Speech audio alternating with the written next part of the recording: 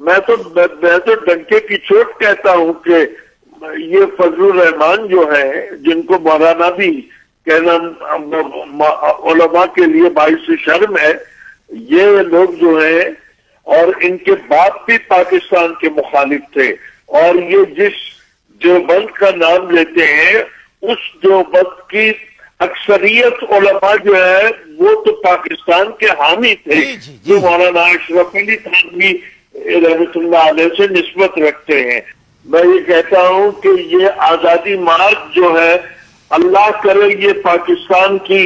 صحیح آزادی کا دن ہو کہ ہمیں اس فضل الرحمان ٹولے سے نجات مل جائے۔ اپنے پاکستان کے قیام کا انتقام لینے کے لیے ہندوستان میں نریندر مودی اور پاکستان میں فضل الرحمان،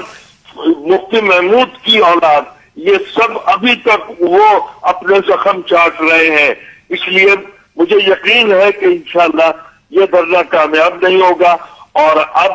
پاکستان کی قوم، عمران خان کی عظیم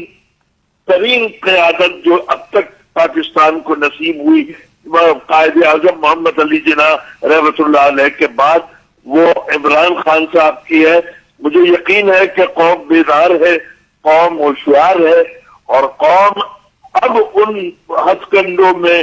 کبھی نہیں آئے گی جو اب تک آتی رہی اور پاکستان کو کمزور کرتی رہی۔